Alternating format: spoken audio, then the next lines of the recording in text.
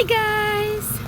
Naisipan ko palang gumawa ng video na to guys kasi meron akong gustong i-share sa inyo tungkol sa kagandahan ng business na pinasok namin, which is yung motor parts.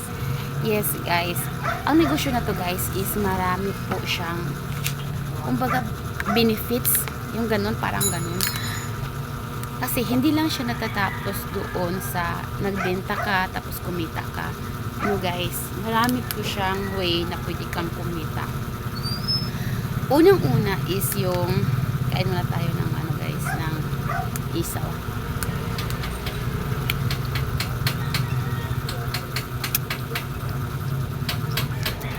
Kasi gusto ko i-share sa inyo guys para kung sakali ma-inspire kayo, diba? Unang-una guys is kumikita tayo sa negosyo na to sa pagbibenta, diba? Doon sa tubo.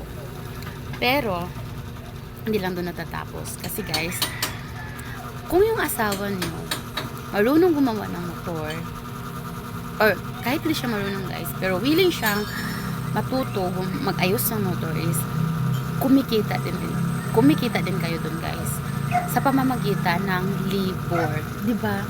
Hindi siya natatapos pagbibenta lang. Kasi paggawa ng motor guys, pag-aayos ng motor is binabayaran yan sila, diba, ng mga customers.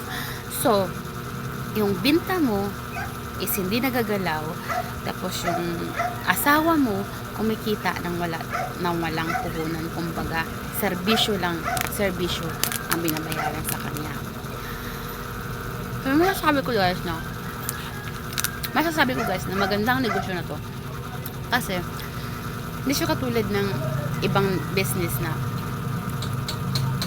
magsasahod ka pa sa iyong mga manggagawa, tapos kumikita ka lang pero sa pagbibenta lang talaga. Hindi siya ganun. Ito is maraming source of income dito guys sa negosyo na to, kaya napakaganda siyang negosyo. Maganda siyang negosyo, kakaiba siya sa lahat. Maliban na dun sa pag-aayos ng motor guys, kung marunong yung asawa nyo, sa kalakal natin guys, sa mga piyesa natin, pwede pa rin natin siyang mapagkakataan. Kasi yung mga pinagpalitan ng mga customers natin na mga piyesa is pwede pa natin yung ikalakal guys, ibenta sa junk shop. So, 'di ba? Yung napakaganda ng negosyo na 'to, 'di ba? Iipunin mo 'yun, tatabi mo pagka marami na, pwede mo na din siyang ibenta. So, income pa rin 'yun siya, guys. Halimbawa sa bakal, magkano ang bakal? 16 ang bakal, 'di ba? 16 ang kilo ng bakal. Yung langis na pinagpalitan guys, mabebenta pa rin yun guys. Merong bumibili nun at meron ding gumagamit nun. Yung mga bagong ano ngayon, yung calandius oil, yun. Yung mga taong bumibili ng ganun guys, pinagpalitan na langis kasi ginagamit nila yun sa pagluluto nila. Ayun guys, diba? Una, kumikita ka sa pagbibenta. Pangalawa, kumikita kayo sa pagtatrabaho ng kasama mo, asawa mo, sa pag-aayos ng motor. Pangalawa, kumikita ka sa pinagpalitan ng mga piyesa, pwedeng kalakal, yung langis, yun, kumikita ka din doon.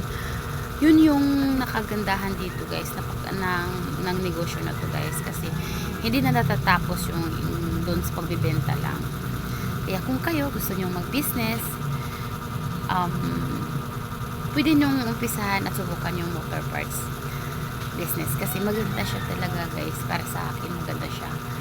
Tapos ang kagandahan dun guys, sa manggagawa nyo, hindi mo na problemahin yung ano nila, yung pasahod mo sa kanila, kasi yung kita nila or yung sahod nila is nagbabase sa kung ano yung sa gawa nila, nagbabase sa mga nagpapaayos, kaya wala kang problemahin, di ba? Din isa pa doon, meron ka pa rin kita doon sa kanilang labor kasi binabawasan mo sila ng depende sa iyo, sa inyong usapan, kasi yun din ay pang maintenance nila sa kanilang mga tools. So ayun lang guys, gusto ko i-share kung ano yung kagandahan ng business na to. Kung gusto nyo i-try, marami siyang pagmulan ng source of income. So ako nga pala guys, si Reveline Lopez, isang maliit na negosyante na gusto ko i-share sa inyo kung ano yung klaseng negosyo na pinasok namin at bakit siya maganda. Kung napadaan kayo sa akin channel guys, please subscribe, and para sa mga susunod ko pang i-share sa inyo na mga yung about